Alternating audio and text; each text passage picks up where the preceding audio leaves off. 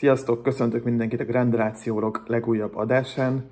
A mai téma a ma esti Hellas Verona elleni mérkőzés, illetve a szezon hátralevő menete, és ezen kívül egy-két átigazolási pletykáról is fogunk beszélni.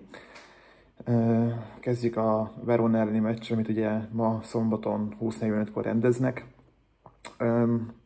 Nem lesz könnyű mérkőzés, annak ellenére, hogy a Verona azért elég hátul áll a tabellán, viszont egy kiesés ellen küzdő csapat ellen játszani a szezon utolsó felében soha nem könnyű, hiszen ezek a klubok ilyenkor gyakorlatilag az életükért küzdenek. Ennek ellenére kötelező nyerni, tehát nincs más lehetőségünk, csak a győzelem. Ha valahogy csodát akarunk tenni ebbe a hátralevő 5 fordulóban, akkor minden mérkőzést meg kell nyernünk. Teszem hozzá, hogy az sem biztos, hogy elég lesz. Sajnos a Róma győzött az Udinese elleni mérkőzésen, hogy azt a 20 percet, amit lejátszottak, az utolsó percben Cristante góljával behúzták a meccset, így már 6 pont az előnyük hozzánk képest, ami a valóságban ugye 7, hiszen az egymás elleni, a bajnokságban lévő egymás elleni mérlegük idén nekik a jobb. 7 pont 5 forduló alatt, az egy nagyon nehéz küldetés. Én azt gondolom, hogy ha minden meccset megnyerjük, ami hátra van, akkor lehet egy minimális esélyünk arra, hogy megelőzzük a Rómát és az Atalantát. Ha pontot vesztünk, vagy pontokat vesztünk, akkor erre nem lesz esély. De mondom, 15 pontot lehet maximum szerezni, és gyakorlatilag 7 ponttal vannak előttünk, tehát elég komoly leolvadás kéne a Rómától, meg azért, hogy az Atalanta is közben ránézek a tabellára. Az Atalanta is előttünk van, igaz, ők csak 2 ponttal, viszont egyel kevesebb meccset játszva. A valóságban, hogyha behúzzák a Fiorentina meccset, az is 5 pont, ami amúgy már 6, hiszen nekik is jobb az egymás elleni mérlegünk hozzánk képest. Szóval nehéz lesz. Nehéz lesz, 52 pontunk van, maximum 67-et tudunk szerezni. Ehhez az kell, hogy az Inter otthonában is például nyerjünk, ami idén szerintem még senkinek nem sikerült. Ha nem nyerünk meg minden meccset, akkor nincs miről beszélni, de lépésre kell haladni. A Verona lesz az első ellenfelünk, akik jelenleg 3 ponttal vannak a vonal fölött. Tehát nem túl nyugodt a helyzetük, bár én azért annak örülök, hogy múlt héten győzni tudtak az Udinese ellen. Így egy picivel azért, megnyugtatóbb helyzetből várhatják ezt a meccset. Nem annyira élethalál a helyzetük, mintha mondjuk nem nyertek volna múlt héten. Ennek erre így is nagyon-nagyon kellenek a pontok nekik. A Salernitana ugye már kiesett, velük már nem kell számolni.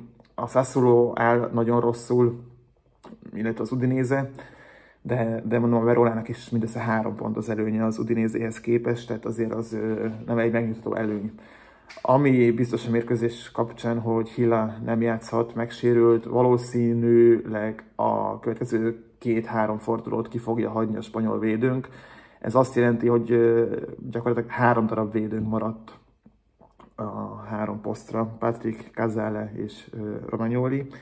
Ha bárki megsérül, akkor nem tudom, hogy Tudor mit fog tudni csinálni. Azt gondolom, hogy akkor a 3 védős rendszer az nem feltétlenül lesz fenntartható, hiszen gondolnám, hogy például Hiszánnyal lehetne ezt a formációt alkalmazni eredményesen. Jó hír az, hogy a hírek szerint Zaccagni felépült, és már a kispadon ott lehet. Provedel viszont még valószínűleg nem, tehát ezt a meccset még Mendes fogja védeni, aki egyébként azt gondolom, hogy egy viszonylag korrekt teljesítmény nyújt így szezon közül második számú kapusként beugorva.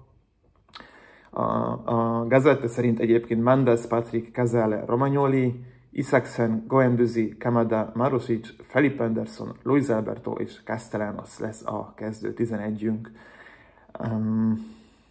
Egyébként érdekes, hogy mennyire Kamadát erőlteti Tudor, aki amúgy a bajnokikon 1-2 bajnokin egész jól játszott már, mondjuk pont a Dervin szerintem bitangszar volt, de utána, amikor a Genoa ellen kifejezetten jó teljesítmény nyújtott. Csak hát Kamada nem úgy tűnik, hogy ő lenne a jövő. Most lehet, hogy Tudor azért játszhatja Kamadát, hogy hát ha így maradnálunk, és meg tudja győzni, hogy jövőre is itt maradjon, de ez két élő dolog, mert hogyha meg elmegy, adott esetben például egy riválisunkhoz, mert az Atalanta és a Napoli is szóba került vele kapcsolatban, akkor most itt egy jövő évi riválisunk játékosát hozzuk formába, miközben Cataldi meg Rovella ül a kispadon. Oké, Rovella sérülésből jön vissza, tehát neki lehet, hogy még kell idő, de minden esetben ez egy érdekes döntés. Amúgy nem játszik rosszul Kamada, tehát hogy lehet, hogy Tudor megtalálta a helyét, és Sarrinak ez amúgy nem sikerült, ami kár, mert egyébként a Frankfurtban ő egy rettentően minőségi játékosnak tűnt, és nyáron hatalmas fogás volt a japán, legalábbis azt gondoltuk róla, hogy hatalmas fogás. Minden esetre 24-kor kezdünk Baroni csapata ellen. Veronának nem nagyon van hiányzója, Cruz az egyetlen játékos, aki nem bevethető, nincs eltiltottjuk sem, amúgy az nekünk sincs, tehát nagyjából teljes kerettel jönnek. Ez nem egy túl erős keret, azt azért tegyük hozzá. Tehát itt nézegetem a neveket, a többségük mérsékelten szériás szintű játékos. Ennek ellenére nyilván vért fognak inni ez a mérkőzés előtt. Viszont nyerni kell, nincs mese, hiszen azért itt lesz ebben a fordulóban egy Napoli-Róma, ahol azért benne van a pakliban, hogy a Róma pontokat veszít. Még akkor is, hogyha a Napoli nem a legszebb szezonját futja idén, sőt, rengeteg pontot veszítettek el, nálunk is hátrébb vannak a tabellán. Ennek ellenére azért itt a Róma esetében benne van egy pontvesztés. Tehát a Rómának még mindig nem könnyű a dolga, hiszen Napoli, Leverkusen, Juventus, újra Leverkusen, majd Atalanta. Hogyha itt azért egy-két vereségbe csúszik, akkor már azért feljöttünk a nyakukra, és némi nyomást tehetünk rájuk. Ami nagyon nem mindegy, hogy az utolsó 1-2-3 fordulóban úgy mész bele, hogy 5-6-7 pont az előnyöd, vagy csak 2-3, és abban a tudatban játszol, hogyha hibázol, akkor a városi rivális adott esetben elét kerül. Tehát ha nem is fogjuk tudni őket megelőzni, legalább ezt a nyomást fenn kell rajtuk tartani, hát a hibáznak, meg hát most, ha már nem mi kerülünk mondjuk az 5. helyre, hát akkor inkább az Atalanta, mint a Róma. Pedig nem vagyok egy túl nagy Atalanta szurkolós, bár hozzáteszem, hogy egyébként amit Bergamóban csinálnak, az egy csoda. Tehát ez a klub, ez 10 évvel ezelőtt egy fostalicska volt, ugye ki is estek időnként a B-be, meg hát akkor vertük meg őket, amikor akartuk gyakorlatilag. És mióta Gasperini oda került, azóta az egy csoda, ami ott történik. Hát lehetne egy-két dolgot ellesni tőlük. Ha már Atalanta, egy kis átvezetés, erőteljesen felmerült nálunk Gosens neve, aki ugye az Atalantában kifejezetten jól játszott, aztán Inzaghi kezei között az Interben meg baromira nem, de én ezt inkább Inzaghi hibájának tudom be. Egyébként Inzaghi most ugye bajnoki címet nyert az Interrel, új játékosok beépítésében nem feltétlenül a legjobb. Nálunk is nagyon sok olyan játékos volt, akit leigazoltunk, és Inzaghi nem tudott velük különösebben mit kezdeni. Ez az Interben is többször is előfordult már. Nehéz is úgy beépíteni amúgy egy játékost, hogy 5 perceket adsz neki maximum. Minden esetre felmerült Gosens neve, aki egyébként ebben a 3-4-2-1-es hadrendben abszolút beleillene a baloldalra, mert hát nincs normális baloldali játékosunk. Pellegrini Tudor bizalmát sem élvezi. Azt gondolom, hogy Pellegriniből már nem lesz meghatározó játékos a Láció színeiben. Sem Sarri, sem Tudor nem különösebben számolt be. Pedig talán, hogyha valamilyen poszton jól lehetne, akkor ez a wingback poszt, mert egy elég gyors, jól cselező játékos, csak hát az a olasz védők egyike, a nagyon kevés olasz védők egyik, aki nem nagyon tud védekezni, és hát azért ez egy viszonylag komoly defekt. Minden esetre Gosens neve többször is felmerült, több lapnál is. Nem szeretek adni annyira ezekre a pletykákra, de amíg nem kezdődik el a következő szezon, vagy nem zárul le az átigazolási időszak, addig úgyis ilyen pletykákról fogunk beszélgetni, és akkor majd meglátjuk, hogy melyiknek van, meg melyiknek nincs valóság alapja. Én egyébként örülnék, hogyha Gosens sikerülne megszerezni, annak ellenére, hogy azért most már ő is azért 29 éves, 30 lesz idén, szóval nem feltétlenül ő a jövő, de azért 2-3 jó szezon még simán lehet benne, és egy abszolút hiányposztra érkezik, vagy érkezne pontosabban.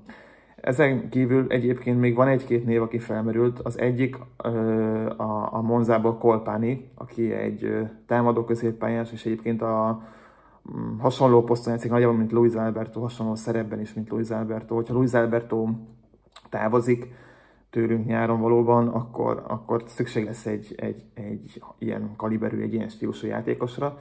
Colpani az egyik jelölt. Igaz, a Juventus meg talán az Inter is figyeli őt, tehát nem lesz egyszerű megszerezni ezt a fiatal 24-25 éves olasz játékost. Illetve még egy név, aki nekem kifejezetten tetszene, a Genoából az izlandi Gudmundsson, akinek így a neve felmerült. Ő is így a középpálya közepén inkább egy ilyen kreatívabb játékos.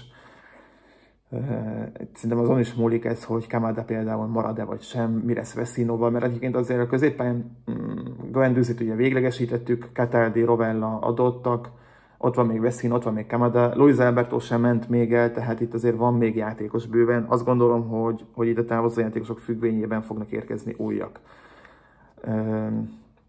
Egyébként, ha már így egy kicsit a nyári piacról beszélünk, azt gondolom, ami nagyon fontos, az tényleg egy baloldali wingback ehhez a poszthoz, aki lehet adott esetben Gossens vagy bárki más, egy kreatív, előrefelé passzolni tudó, gólpasszokat adni tudó, gólokat szerezni tudó középpályás, aki lehetne Colpani vagy Gudmundsson.